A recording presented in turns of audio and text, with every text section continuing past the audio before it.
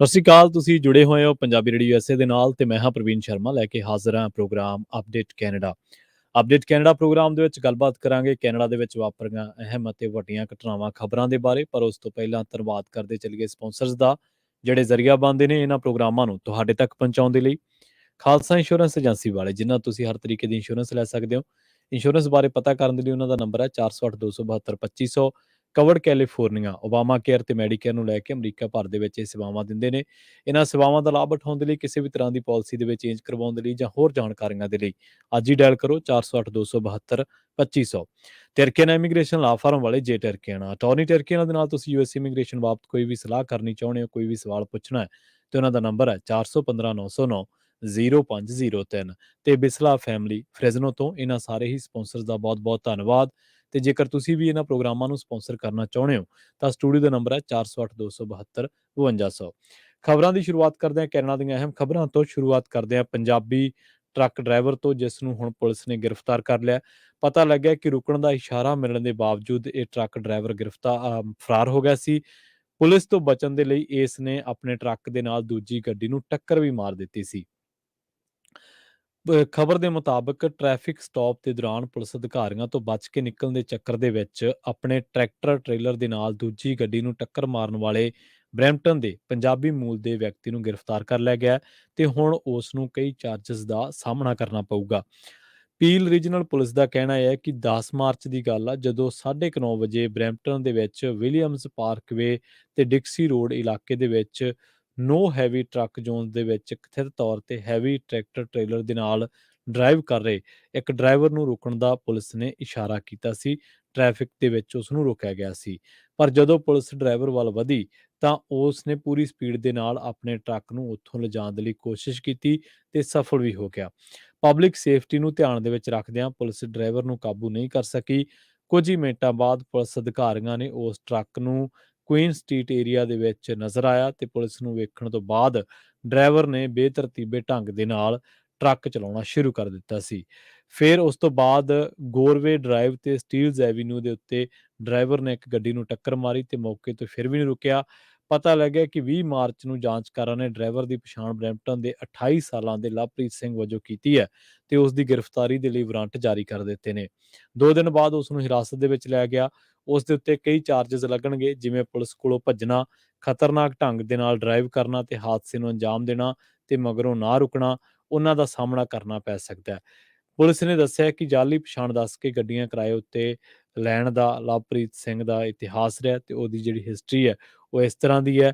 ਪਰ police stop ਉੱਤੇ ਉਹ ਨਹੀਂ ਰੁਕਿਆ। ਜਦੋਂ ਉਸ ਤੋਂ ਬਾਅਦ ਉਸ ਨੂੰ ਦੁਬਾਰਾ ਜਦੋਂ ਪੁਲਿਸ ਨੇ ਰੋਕਿਆ ਤਾਂ ਫਿਰ ਵੀ ਨਹੀਂ ਰੁਕਿਆ ਤੇ ਉਸ ਤੋਂ ਬਾਅਦ ਉਸ ਨੇ ਇੱਕ ਗੱਡੀ ਨੂੰ ਟੱਕਰ ਮਾਰੀ ਤੇ ਹੁਣ ਉਸ ਨੂੰ ਕਈ ਚਾਰजेस ਦਾ ਸਾਹਮਣਾ ਜਿਹੜਾ ਉਹ ਕਰਨਾ ਪਊਗਾ। ਰੁੱਖ ਕਰਦੇ ਹਾਂ ਅਗਲੀ ਖਬਰ ਦਾ। ਗੱਲ ਕਰਾਂਗੇ US ਰਾਸ਼ਟਰਪਤੀ ਜੋ ਬਾਈਡਨ, ਜਿਹੜੇ ਕਿ ਇਸ ਵੇਲੇ ਕੈਨੇਡਾ ਦੇ ਦੌਰੇ ਤੇ ਨੇ। ਜੋ ਬਾਈਡਨ ਕੈਨੇਡਾ ਦੇ ਪਾਰਲੀਮੈਂਟ ਹਿੱਲ ਤੇ ਪਹੁੰਚੇ, ਜਿੱਥੇ ਉਹਨਾਂ ਨੇ ਕੈਨੇਡਾ ਤੇ ਅਮਰੀਕਾ ਦੇ ਆਪਸੀ ਰਿਸ਼ਤਿਆਂ ਬਾਰੇ ਗੱਲਬਾਤ ਕੀਤੀ ਤੇ ਭਰੋਸਾ ਦਿੱਤਾ ਹੈ ਕਿ ਅਮਰੀਕਾ ਕੈਨੇਡਾ ਦੇ ਨਾਲ ਹਰ ਤਰ੍ਹਾਂ ਦੇ ਸਹਿਯੋਗ ਦੇ ਲਈ ਤਿਆਰ ਹੈ।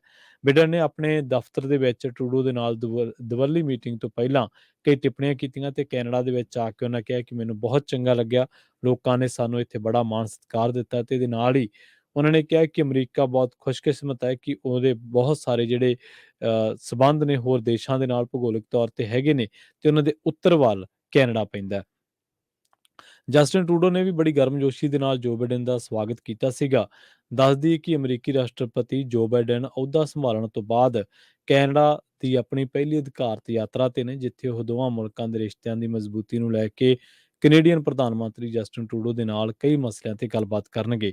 ਅਮਰੀਕੀ ਰਾਸ਼ਟਰਪਤੀ ਦਾ ਵੈਸਟ ਬਲਾਕ ਦੇ ਵਿੱਚ ਸਦਨ ਅਤੇ ਸੈਨੇਟ ਦੇ ਪ੍ਰਤੀਨਿਧੀਆਂ ਅਤੇ ਵਿਰੋਧੀ ਪਾਰਟੀਆਂ ਦੇ ਨੇਤਾਵਾਂ ਨੇ ਬੜੀ ਗਰਮਜੋਸ਼ੀ ਦੇ ਨਾਲ ਸਵਾਗਤ ਕੀਤਾ ਸੀ। ਇਹਨਾਂ ਦੋਨਾਂ ਆਗੂਆਂ ਦੇ ਦਰਮਿਆਨ north American continental and Arctic defence ਤੇ ਸੰਬੰਧਿਤ ਖਰਚਿਆਂ ਨੂੰ ਲੈ ਕੇ ਗੱਲਬਾਤ ਹੋ ਸਕਦੀ ਹੈ।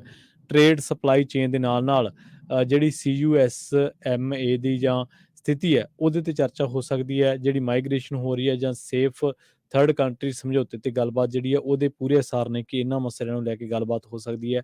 ਕਲਾਈਮੇਟ ਚੇਂਜ ਤੇ ਕਲੀਨ ਆਟੋਮੋਟਿਵ ਸੈਕਟਰ ਦੇ ਵਿੱਚ ਨਿਵੇਸ਼ ਨੂੰ ਲੈ ਕੇ ਇਹ ਨਿਵੇਸ਼ ਦੇ ਨਾਲ ਮਹਿੰਗਾਈ ਜਮਹੂਰੀਅਤ ਨੂੰ ਖਤਰੇ ਜਿਵੇਂ ਕਿ ਦੇਸ਼ੀ ਤੇ ਵਿਦੇਸ਼ੀ ਦਖਲ ਤੇ ਹਾਈਤੀ ਯੂਕਰੇਨ ਦੇ ਸੰਕਟ ਬਾਰੇ ਇਹਨਾਂ ਦੋਵਾਂ ਆਗੂਆਂ ਦੇ ਦਰਮਿਆਨ ਜਿਹੜੀ ਗੱਲਬਾਤ ਆ ਉਹ ਹੋ ਸਕਦੀ ਹੈ। ਉਧਰ ਗੱਲ ਕਰੀਏ ਕੈਨੇਡਾ ਦੇ ਵਿੱਚ ਵਿਦੇਸ਼ੀ ਦਖਲ ਦੇ ਮਾਮਲੇ ਦੀ, ਤਾਂ ਇਸ ਮਾਮਲੇ ਦੇ ਵਿੱਚ ਜਨਤਕ ਪੜਤਾਲ ਕਰਵਾਉਣ ਦੀ ਮੰਗ ਕਰਦਾ ਮਤਾ ਹਾਊਸ ਆਫ ਕਾਮਨਸ ਦੇ ਵਿੱਚ ਪਾਸ ਕਰ ਦਿੱਤਾ ਗਿਆ। ਐਨਡੀਪੀ ਆਗੂ ਜਗਮੀਤ ਸਿੰਘ ਵੱਲੋਂ ਲਿਆਂਦੇ ਗਏ ਮਤੇ ਦੇ ਹੱਕ ਦੇ ਵਿੱਚ 172 ਤੇ ਵਿਰੋਧ ਦੇ ਵਿੱਚ 149 ਵੋਟਾਂ ਪਈਆਂ। ਹੁਣ ਪਤਾ ਲੱਗਿਆ ਕਿ ਇਸ ਮਤੇ ਤੋਂ ਬਾਅਦ ਜਿਹੜਾ ਕੈਨੇਡਾ ਦੇ ਵਿੱਚ ਜਿਹੜੀ ਚੀਨੀ ਦਖਲਅੰਦਾਜ਼ੀ ਦੇ ਜਿਹੜੇ ਦੋਸ਼ ਲੱਗ ਰਹੇ ਨੇ, ਉਹਨਾਂ ਦੋਸ਼ਾਂ ਨੂੰ ਸਾਹਮਣੇ ਲਿਆਉਣ ਦੇ ਲਈ ਜਾਂ ਉਹਨਾਂ ਦੀ ਜਨਤਕ ਪੜਤਾਲ ਕਰਵਾਉਣ ਦੀ ਜਿਹੜੀ ਮੰਗ ਆ ਉਹ ਹਾਊਸ ਆਫ ਕਾਮਨਸ ਦੇ ਵਿੱਚ ਮਤੇ ਦੇ ਵਿੱਚ ਪਾਸ ਹੋ ਚੁੱਕੀ ਹੈ। ਦੱਸ ਦਈਏ ਕਿ ਜਦੋਂ ਤੋਂ ਹੀ ਕੈਨੇਡਾ ਦੇ ਵਿੱਚ ਵਿਦੇਸ਼ੀ ਦਖਲਅੰਦਾਜ਼ੀ ਦੇ ਦੋਸ਼ ਲੱਗ ਰਹੇ ਨੇ, ਤਾਂ ਦੋਸ਼ ਇਹ ਵੀ ਲੱਗਾ ਕਿ ਕਈ ਚੀਨੀ ਮੂਲ ਦੇ ਜਿਹੜੇ ਐਮਪੀ ਨੇ ਉਹਨਾਂ ਨੂੰ ਇਹਨਾਂ ਚੀਜ਼ਾਂ ਦਾ ਲਾਹਾ ਮਿਲਿਆ। ਪਰ ਕੈਨੇਡੀਅਨ ਸਰਕਾਰ, ਲਿਬਰਲ ਸਰਕਾਰ, ਜਸਟਿਨ ਟਰੂਡੋ ਦੀ ਸਰਕਾਰ ਪਹਿਲੇ ਦਿਨ ਤੋਂ ਹੀ ਇਹਨਾਂ ਦੋਸ਼ਾਂ ਨੂੰ ਨਕਾਰਦੀ ਰਹੀ ਹੈ।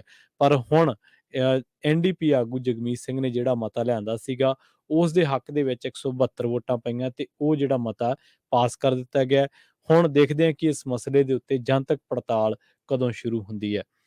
ਉਧਰ ਦੂਜੇ ਪਾਸੇ ਸਾਬਕਾ ਪ੍ਰਧਾਨ ਮੰਤਰੀ ਸਟੀਫਨ ਹਾਰਪਰ ਨੇ ਕੈਨੇਡਾ ਨੂੰ ਕੰਜ਼ਰਵੇਟਿਵਾਂ ਦੀ ਅਗਵਾਈ ਦੇ ਵਿੱਚ ਹੋਰ ਹਮਾਇਤ ਦੇਣ ਦੀ ਲੋੜ ਤੇ ਜ਼ੋਰ ਦਿੱਤਾ। ਉਹਨਾਂ ਨੇ ਆਖਿਆ ਕਿ ਕੰਜ਼ਰਵੇਟਿਵ ਆਗੂ ਪੀਅਰ ਪੋਲੀਐਵ ਦੇ ਹੱਥ ਦੇ ਵਿੱਚ ਦੇਸ਼ ਦੀ ਵਾਗਡੋਰ ਦੇਣਾ ਸੁਰੱਖਿਅਤ ਰਹੇਗਾ ਤੇ ਨਾਲ ਹੀ ਉਹਨਾਂ ਨੇ ਕਿਹਾ ਕਿ ਕੈਨੇਡੀਅਨ ਹੁਣ ਪੀਅਰ ਪੋਲੀਐਵ ਤੇ ਭਰੋਸਾ ਕਰਨ ਤੇ ਉਹਨਾਂ ਉੱਤੇ, ਉਹਨਾਂ ਦੀਆਂ ਨੀਤੀਆਂ ਉੱਤੇ ਆਪਣੀ ਸਹਿਮਤੀ ਦੇਣ ਤੇ ਆਉਂਦੇ ਸਮੇਂ ਦੇ ਵਿੱਚ ਕੰਜ਼ਰਵੇਟਿਵ ਪਾਰਟੀ ਦੀ ਸਰਕਾਰ ਬਣਾਉਣ। ਉਹਨਾਂ ਨੇ ਕਿਹਾ ਕਿ ਉਹ Canada strong and free network, ਜਿਹਨੂੰ ਪਹਿਲਾਂ ਮੈਨਿੰਗ ਸੈਂਟਰ ਵਜੋਂ ਜਾਣਿਆ ਜਾਂਦਾ ਸੀ, ਉਹਨਾਂ ਨੇ ਇੱਕ ਈਵੈਂਟ ਕਰਵਾਇਆ ਸੀਗਾ ਤੇ ਇਸ ਸਮੇਂ ਈਵੈਂਟ ਦੇ ਵਿੱਚ ਉਹ ਪਾਰਟੀ ਦੇ ਸਮਰਥਕਾਂ ਦੇ ਨਾਲ ਗੱਲਬਾਤ ਕਰ ਰਹੇ ਸੀਗੇ, ਸਪੋਰਟਰਸ ਦੇ ਨਾਲ ਗੱਲਬਾਤ ਕਰ ਰਹੇ ਸੀਗੇ। ਤਾਂ ਉਹਨਾਂ ਨੇ ਕਿਹਾ ਕਿ 9 ਸਾਲ ਸੱਤਾ ਦੇ ਵਿੱਚ ਰਹਿਣ ਤੋਂ ਬਾਅਦ 2015 ਦੇ ਵਿੱਚ ਲਿਬਰਲ ਪਾਰਟੀ ਹੱਥੋਂ ਸਾਨੂੰ ਹਾਰ ਮਿਲੀ ਤੇ ਉਸ ਤੋਂ ਬਾਅਦ ਅਸੀਂ ਇਸ ਸਿਆਸੀ ਜ਼ਿੰਦਗੀ ਨੂੰ ਅਲਵਿਦਾ ਆਖ ਦਿੱਤਾ ਸੀਗਾ। ਪਰ ਬਾਅਦ ਦੇ ਵਿੱਚ ਉਹਨਾਂ ਨੇ ਕਈ ਮਸਲਿਆਂ ਉੱਤੇ ਆਪਣੀ ਸਿਆਸੀ ਰਾਏ ਰੱਖੀ, ਪਰ ਹੁਣ ਫਿਰ ਉਹਨਾਂ ਨੇ ਪੀਅਰ ਪੋਲੀਐਵ ਦੀ ਹਮਾਇਤ ਕੀਤੀ ਹੈ ਤੇ ਉਹਨਾਂ ਨੇ ਹਮਾਇਤ ਕਰਨ ਦੇ ਨਾਲ-ਨਾਲ ਉਹਨਾਂ ਨੇ ਪਾਰਟੀ ਆਗੂਆਂ ਤੇ ਪਾਰਟੀ ਸਪੋਰਟਰਸ ਨੂੰ ਵੀ ਇਹ ਕਿਹਾ ਕਿ ਪੀਅਰ ਪੋਲੀਐਵ ਦੀ ਜਿੱਤ ਨੂੰ ਯਕੀਨੀ ਬਣਾਉਣ ਦੇ ਲਈ ਜਾਂ ਉਹਦੇ ਵਿੱਚ ਹੋਰ ਭਰੋਸਾ ਕੈਨੇਡੀਅਨ ਕਿਵੇਂ ਕਰਨ, ਇਹਦੇ ਵਿੱਚ ਤੁਸੀਂ ਉਹਨਾਂ ਦਾ ਸਹਿਯੋਗ ਕਰੋ।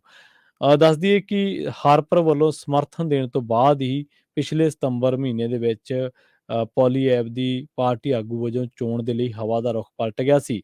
ਹਾਰਪਰ ਨੇ ਆਖਿਆ ਸੀਗਾ ਕਿ ਹਰਮਨ ਪਿਆਰਤਾ ਨੂੰ ਵੀ ਲਿਬਰਲ ਮੀਡੀਆ ਵੱਲੋਂ ਨਕਾਰਾਤਮਕ ਤਰੀਕੇ ਦੇ ਨਾਲ ਵਿਖਾ ਕੇ ਇਸ ਦੇ ਮਾਇਨੇ ਬਦਲਣ ਦੀ ਕੋਸ਼ਿਸ਼ ਕੀਤੀ ਜਾਂਦੀ ਰਹਿੰਦੀ ਹੈ।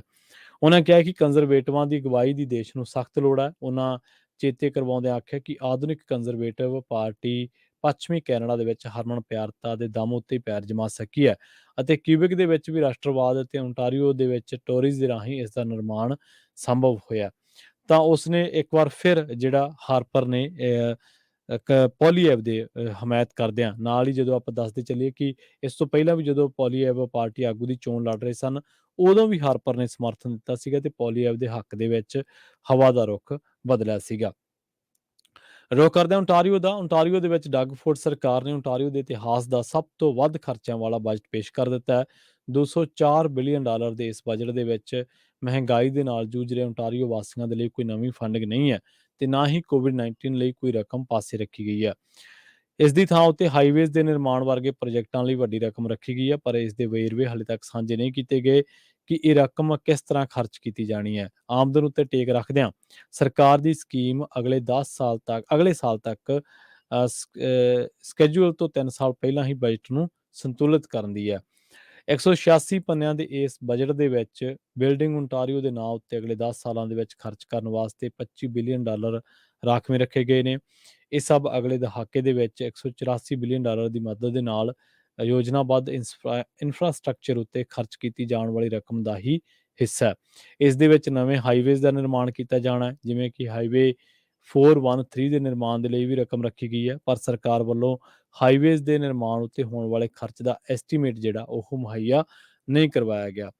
ਮਹਿੰਗਾਈ ਦੇ ਨਾਲ ਜੂਝ ਰਹੇ ਓਨਟਾਰੀਓ ਵਾਸੀਆਂ ਦੇ ਲਈ ਕੋਈ ਰਾਹਤ ਮੁਹੱਈਆ ਨਹੀਂ ਕਰਵਾਏਗੀ, ਸਗੋਂ ਸਰਕਾਰ ਵੱਲੋਂ ਪ੍ਰੋਵਿੰਸ਼ੀਅਲ ਗੈਸ ਟੈਕਸ, ਜਿਸ ਨੂੰ ਪਹਿਲਾਂ ਆਰਜ਼ੀ ਤੌਰ ਉੱਤੇ ਘਟਾ ਦਿੱਤਾ ਗਿਆ ਸੀ, ਉਸ ਦੇ ਉੱਤੇ ਦਿੱਤੀ ਜਾ ਰਹੀ ਛੋਟ ਵੀ ਦੱਸਦੇ ਆ ਕਿ ਖਤਮ ਕਰ ਦਿੱਤੀ ਗਈ ਹੈ।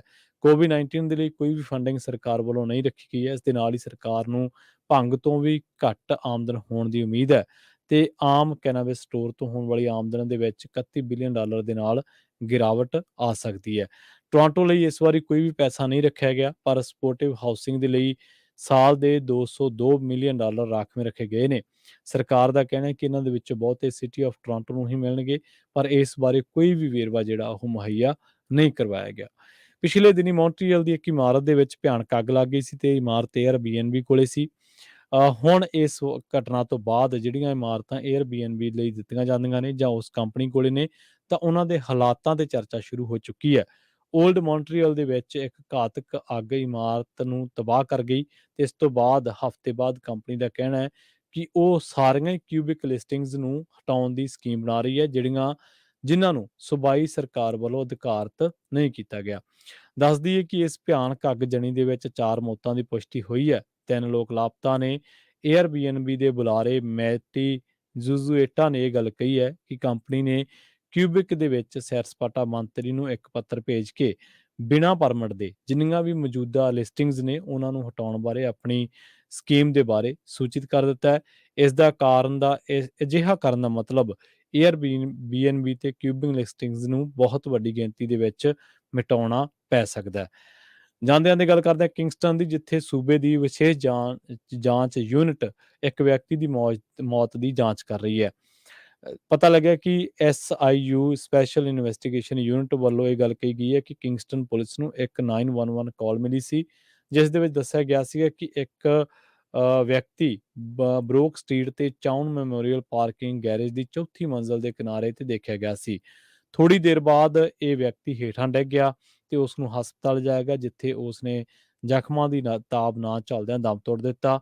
ਹੁਣ ਇਸ ਮਾਮਲੇ ਦੀ ਜਾਂਚ SIU ਤੇ ਫੋਰੈਂਸਿਕ ਜਾਂਚਕਰਤਾਵਾਂ ਨੂੰ ਸੌਂਪੀ ਗਈ ਹੈ। ਪੋਸਟਮਾਰਟਮ ਜਿਹੜਾ ਉਹ ਕਿੰਗਸਟਨ ਦੇ ਵਿੱਚ ਹੋਣਾ ਆਉਣ ਵਾਲੇ ਦਿਨਾਂ ਦੇ ਵਿੱਚ। ਹੁਣ ਜਿਹੜੀ SIU ਹੈ, ਯਾਨੀ ਕਿ ਸਪੈਸ਼ਲ ਇਨਵੈਸਟੀਗੇਸ਼ਨ ਯੂਨਿਟ, ਇਸ ਮਾਮਲੇ ਦੀ ਵੱਖ-ਵੱਖ ਪਹਿਲੂਆਂ ਤੋਂ ਜਾਂਚ ਕਰ ਰਹੀ ਹੈ। ਇਸ ਦੇ ਨਾਲ ਹੀ ਪ੍ਰੋਗਰਾਮ ਅਪਡੇਟ ਕੈਨੇਡਾ ਨੂੰ ਆਪਾਂ ਇੱਥੇ ਹੀ ਸਮਾਪਤ ਕਰਦੇ ਹਾਂ। ਸਮਾਂ ਇਜਾਜ਼ਤ ਨਹੀਂ ਦਿੰਦਾ। ਮੈਨੂੰ ਪ੍ਰਵੀਨ ਸ਼ਰਮਾ ਨੂੰ ਇੱਥੇ ਦਿਓ ਇਜਾਜ਼ਤ। ਜੁੜੇ ਰਹੋ ਪੰਜਾਬੀ ਰੇਡੀਓ USA ਦੇ ਨਾਲ। ਤੇ ਆਖਿਰ ਦੇ ਵਿੱਚ ਇੱਕ ਵਾਰ ਫਿਰ ਤੋਂ ਤੁਹਾਨੂੰ ਸਭ ਨੂੰ ਪਿਆਰ ਸਤਿਕਾਰ ਸਹਿਤ ਸਤਿ ਸ਼੍ਰੀ ਅਕਾਲ।